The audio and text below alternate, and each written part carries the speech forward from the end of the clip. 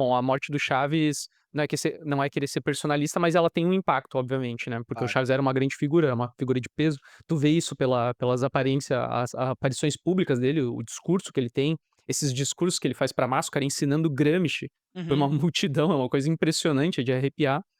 Então, obviamente tem esse impacto, mas, queria saber de tu então, tipo, até enfim, pensando tudo isso que a gente conversou até agora, quais são as principais mudanças, se é que há alguma mudança com relação ao governo Maduro, especialmente no período mais final, ali, se aproximando agora desse momento mais trágico, Uhum. e como que você vê então esse deslanche, né, que é a invasão em última instância dos Estados Unidos, o Uhum. sequestro do presidente Maduro e enfim, toda a Claro. situação que a gente tá vendo agora, né.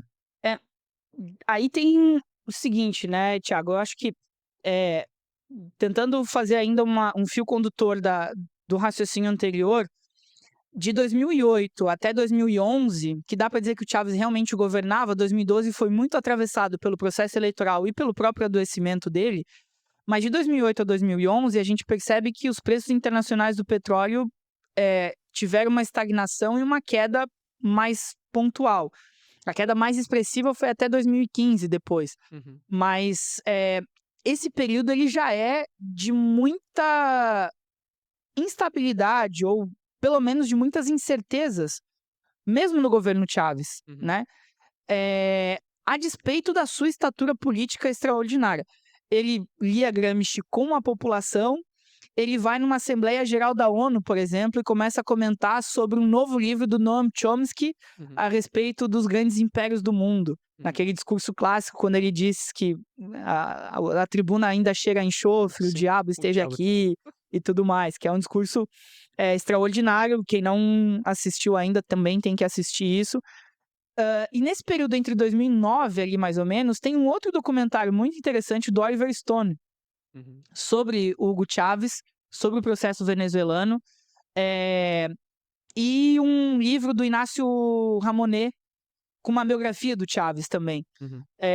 Assim como o Inácio Ramonet fez uma biografia do Fidel, né, e biografia em 2 vozes, em que ele é uma entrevista longa de uma convivência de muito tempo que o Inácio Ramonet teve com o Fidel.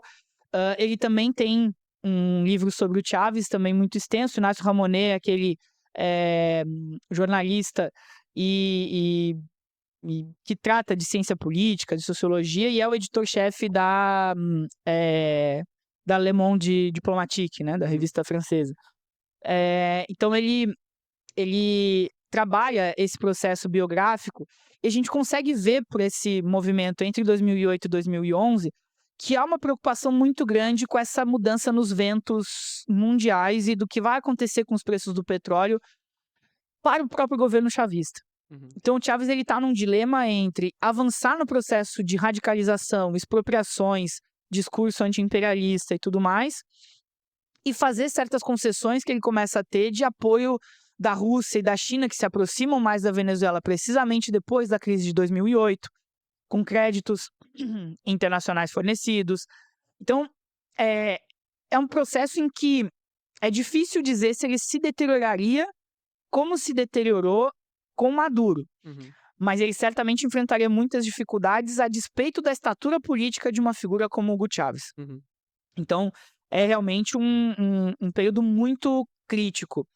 E quando o Maduro assume em 2013, ele tem uma ligação com o Chávez, e é inegável, a gente não pode nunca tirar do horizonte que, Hugo Chávez tinha uma série de quadros do PSUV ou mesmo do bolivarianismo mais orgânico para indicar, e ele deposita em Maduro isso, né, ele transfere os seus votos ao Maduro explicitamente.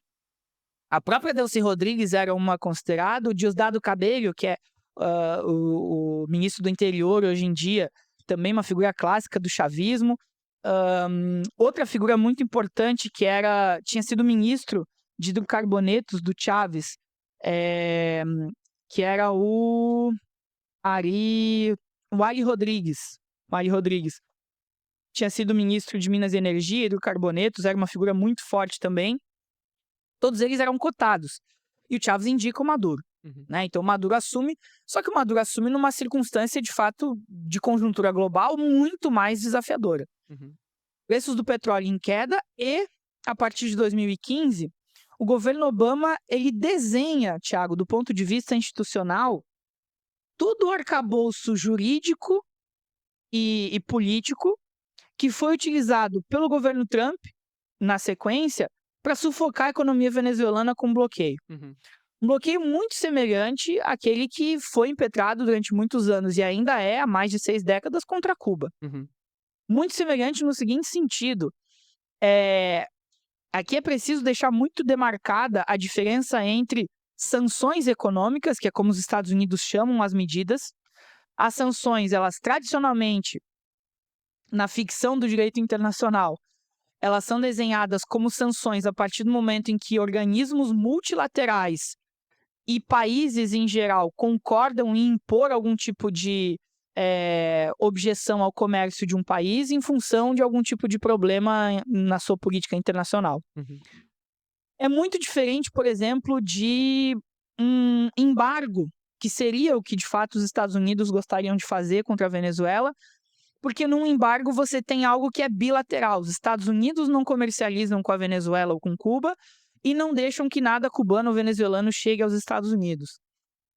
O que os Estados Unidos fazem é um bloqueio econômico. E qual que é a diferença formal do bloqueio em relação às outras duas figuras? É que num bloqueio, você não faz o comércio, e você não faz esse comércio de maneira unilateral, portanto, você não parte de uma sanção, você parte de um embargo, mas você penaliza terceiras partes que queiram fazer esse comércio. Uhum. E por isso é um bloqueio. Uhum. Porque, por exemplo, um navio de bandeira chinesa que saia da China e que vá até Cuba ou que vá até a Venezuela, não pode, por exemplo, parar num porto dos Estados Unidos em pelo menos 180 dias. Uhum. Sendo que esse navio está a 90 milhas, no caso de Cuba, dos Estados Unidos. E sendo que o comércio bilateral entre China e Estados Unidos é monumental, é a maior corrente de comércio do planeta. Uhum. Então, o custo de um frete que só tem ida e praticamente não tem retorno é muito mais alto.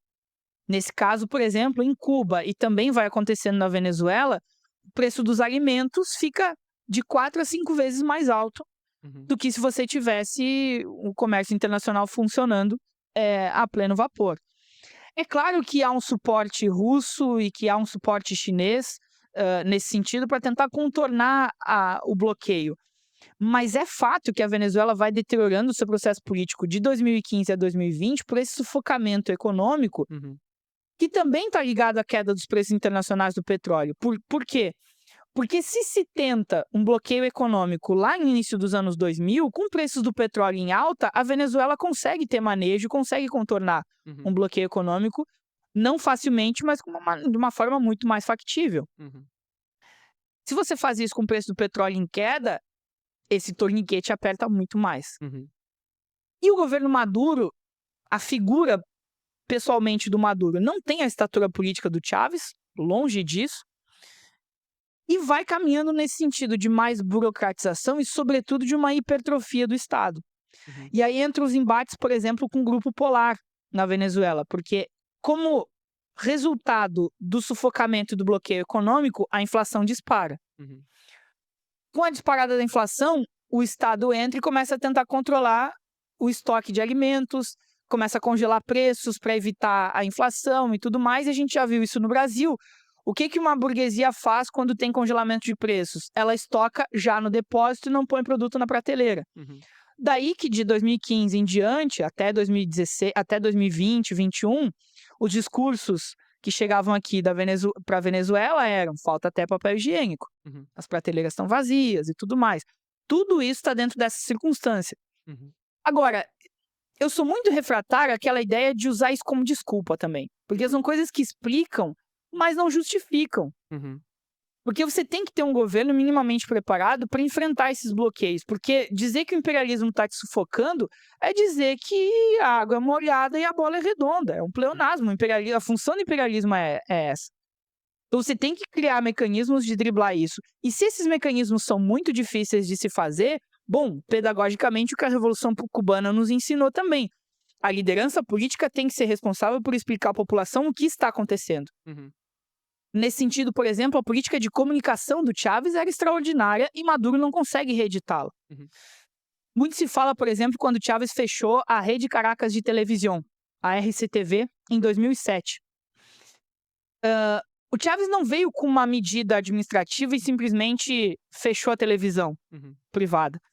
A concessão da RCTV ia vencer, era uma concessão pública, como todas as concessões são, inclusive no Brasil, e o governo Chávez optou por não renovar a concessão, porque entendeu que a política de comunicação da RCTV era abertamente golpista, porque era na RCTV, por exemplo, entre outros canais, que passava aquele tipo de programa que a gente falou aqui antes, Sim, sim, de discutir a sanidade mental do presidente. sim.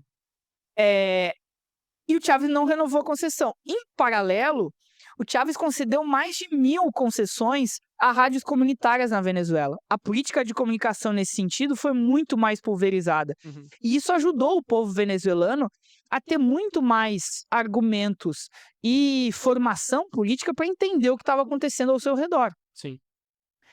Essa política de comunicação, por exemplo, ela foi sendo cada vez mais concentrada na TV estatal venezuelana com o governo Maduro, porque ele entendia que ele precisava tentar chegar ao máximo de gente possível sem pulverizar isso e foi centralizando a comunicação num único canal.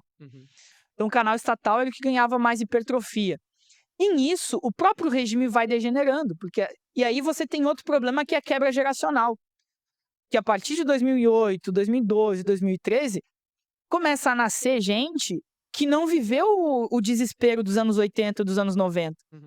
E você tem que convencer aquela pessoa que você está numa situação difícil agora, mas a gente está num governo que está do nosso lado, e aí Cuba tem outras lições, a sua política educacional, as pessoas são criadas, as crianças, desde o começo, entender o que foi o processo cubano, entender o que é o anti-imperialismo, entender o que foi a Revolução, Fidel, Che Guevara, Camilo Cienfuegos e todas as figuras Embora em clássicas. Cuba eles também estão sofrendo algo parecido. Estejam Também por um certo Exato. assédio, com certeza, um assédio imperialista, etc. Mas também Perfeito. estão sentindo um pouco disso, né, um descolamento histórico, né, das gerações. Perfeito, perfeito. Esse descolamento das gerações tem Miguel Dias-Canel, o primeiro presidente que não viveu antes da Revolução Cubana, né? Porque Fidel e Raul tinham vivido, foram revolucionários. O Miguel Dias-Canel não. Então, Sim. isso tudo vai enfraquecendo o processo histórico se você não consegue criar e alimentar mecanismos de manter viva a memória do que foi o processo revolucionário, de manter viva a memória do que aconteceu antes de culminar o processo revolucionário e também de mecanismos para mostrar o que é a atuação do imperialismo, o que são os boicotes e tudo mais. Nesse sentido, por exemplo, o Chávez dá um discurso, esses tempos eu estava vendo, tem certas coisas que estão viralizando um pouco mais dele, né? Ele dando um discurso na TV venezuelana dizendo, olha, tem uma operação aqui para tentar me colocar como um traficante de drogas. E aí fala, ó, isso aqui aconteceu no Panamá nos anos 90, eu já tô vendo, já teve gente que me avisou, a CIA tá fazendo essa propaganda, daqui a pouquinho vocês vão ver, vai chegar o Hugo Chávez comanda um cartel de drogas na Venezuela. Em 2005, ele estava já antenando a população desse tipo de operação. Como Maduro foi muito mais reativo do que ativo nesses processos, não só por responsabilidade dele, mas pela conjuntura, mas também por responsabilidade dele, esse processo todo foi correndo em paralelo sem que ele conseguisse antever ou preparar ou lidar com a população em relação a isso. Então, quando começa a se criar a ideia de que ele é o chefe do cartel de Los Solis, essa ficção que foi criada e tal, e que o Maduro era um traficante, que seu governo era corrupto e tudo mais, a deterioração social e econômica da Venezuela foi, de fato, formando uma geração de pessoas no país que olhava ao seu redor e via muitos processos deteriorados. A degeneração da Revolução Bolivariana, nesse sentido, ela vai aparecendo a olhos vistos depois de 2015. Até que em 2020 o regime começa a ficar ainda mais recrudescido. Por quê? Porque a quebra das cadeias globais, o problema da desintegração do mercado mundial, com a pandemia e todos os efeitos que isso vai gerando na Venezuela em termos de escassez e de modo de vida, a gente pode ver, você falava no início da nossa conversa, do quanto a mídia burguesa se apropria do discurso de venezuelanos aqui no Brasil para alimentar exatamente a sua versão dos fatos, né? E quando a gente vê o discurso dos venezuelanos que estão aqui, eles geralmente estão há 7 ou 8 anos aqui, principalmente em Santa Catarina. 6, 7, 8 anos. Isso dá exatamente 2018, 2017, 2019, Uhum. que é exatamente o período em que o bloqueio econômico começa a fazer as suas vítimas mais deflagradas e o governo não dá conta de estruturar uma resposta, né. Uhum. E aí, quem aparece como dissidente do regime, como o próprio Ari Rodrigues, que era ministro de Minas e Energia, por exemplo, vem da tradição chavista e foi perseguido pelo Maduro, foi Uhum. considerado um traidor da pátria, Uhum. teve que se exilar, tá morando fora. Uhum. E aí você começa a ver a perseguição aos comunistas na Venezuela, aos dissidentes do PSUV, do PSUV, que queriam uma radicalização do regime, queriam caminhar mais no sentido de avançar no processo bolivariano e revolucionário. E o Maduro ele vai cada vez mais fechando o regime. Uhum. E a campanha eleitoral de 2024 aqui, Thiago, eu diria que foi talvez o auge da degradação do regime venezuelano, porque ao invés de você ter um Hugo Chávez lendo Gramsci para a população, você tinha o presidente vestido com uma roupa de super-herói, um SB, Uhum. vestido de super bigode, Uhum. e virou o presidente que ia salvar os venezuelanos do ataque do imperialismo. Um Uhum. discurso que é mais rasteiro, ou tão rasteiro quanto toda a vulgaridade da política brasileira que a gente vê aqui, Sim. sabe? Você vê um sujeito que fez acordo com a Igreja Universal na Venezuela Uhum. para a eleição, trazendo todos aqueles sujeitos mais degenerados da mercantilização da fé, da maneira mais esdrúxula e desprezível e repugnante possível, Uhum. estavam de mãos dadas, erguidas com um Maduro, porque ele estava fazendo acordos de concessões aqui e cargos ali e tudo mais. Uhum. O tráfico de drogas foi, obviamente, um pretexto dos Estados Unidos para invadir, mas a violência urbana e o tráfico de drogas dentro da Venezuela, com cartéis de fato em Caracas, com de fato grupos que emigraram da Colômbia para atuar na Venezuela, nos flancos da degeneração do regime, são um problema real que os venezuelanos enfrentam. Uhum.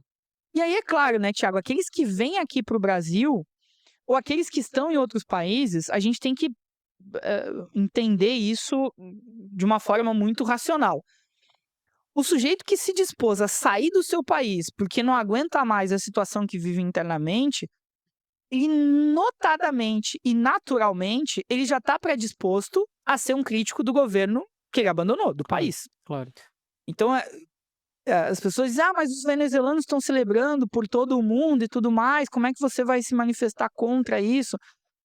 Bom, é isso, né, de pronto, de primeiro momento, existe já uma predisposição a quem mora fora de ser contrário ao governo. Sim. Mas mesmo aqueles, e aí eu acho que a gente tem que ter uma visão que não pode ser binária do processo, de achar que todo mundo que está fora da Venezuela é reacionário e todo mundo que ficou dentro é o chavista de fina cepa, raiz, que está a favor do processo bolivariano. Uhum. Tem muito crítico lá dentro ainda, os que conseguem decidir e não são perseguidos, porque de fato há prisioneiros políticos na Venezuela.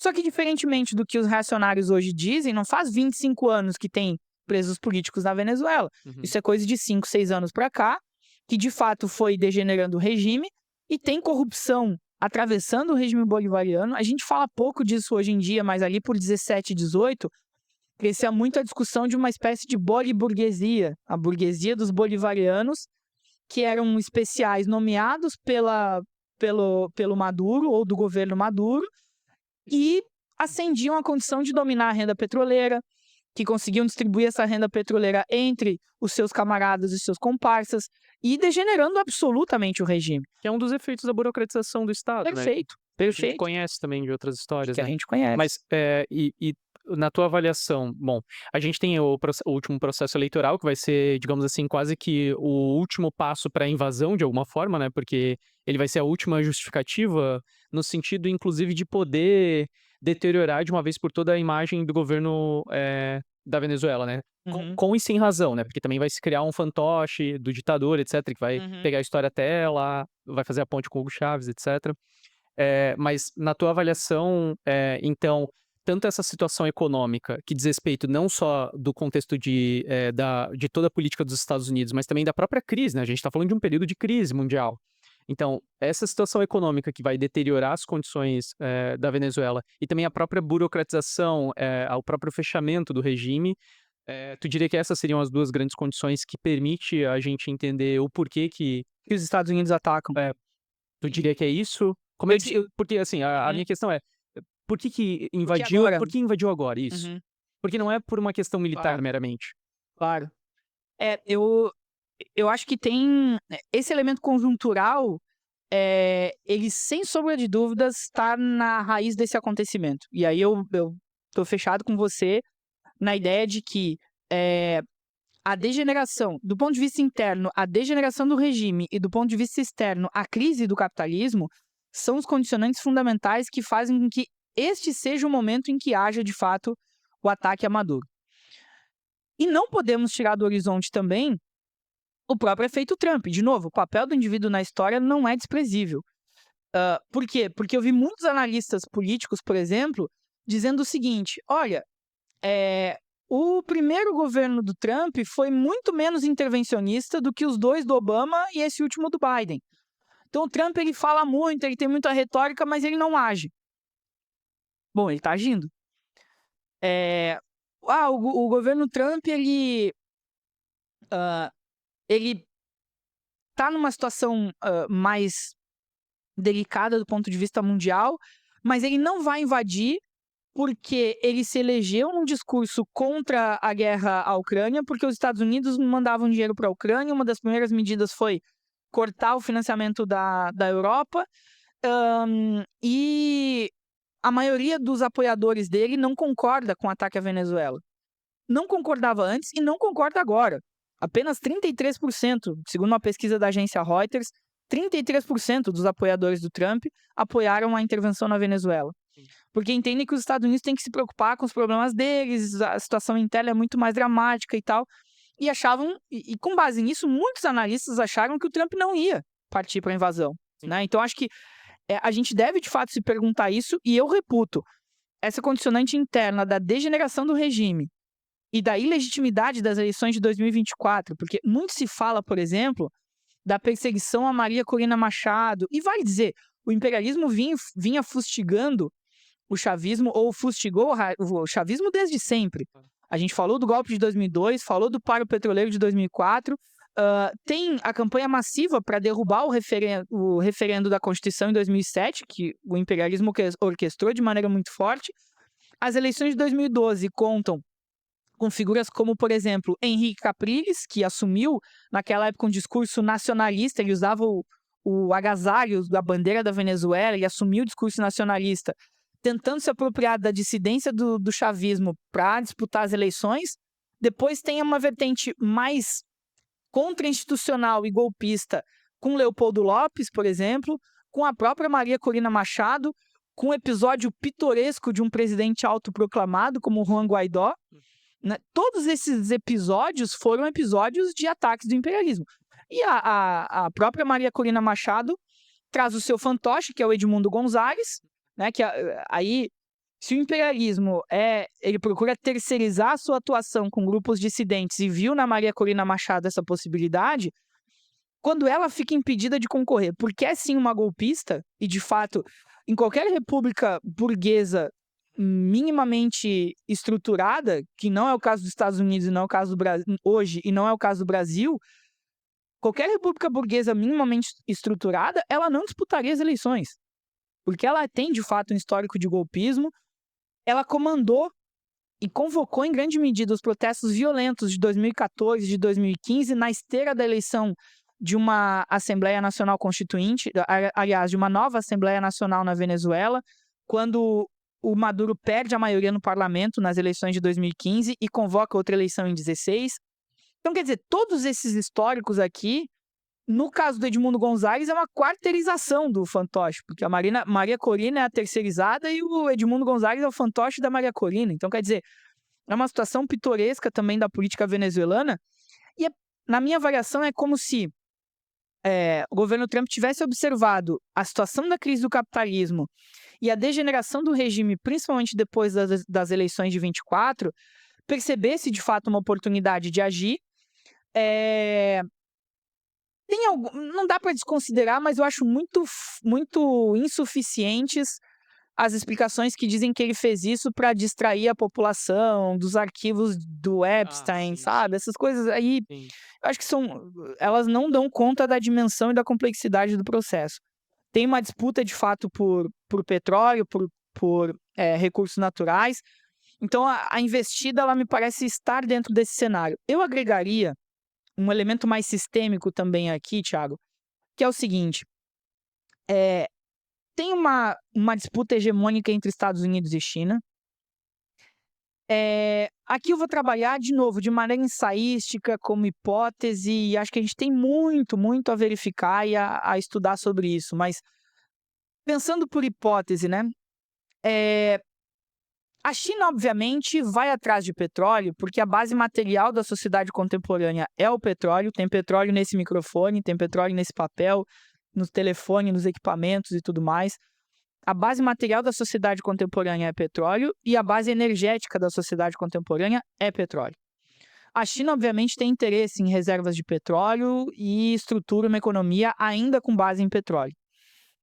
Porém, é público notório que a China não abandona a sua produção de energia através de carvão e quando a substitui por energia solar, principalmente, alguma coisa de energia eólica e alguma coisa muito residual também de nuclear.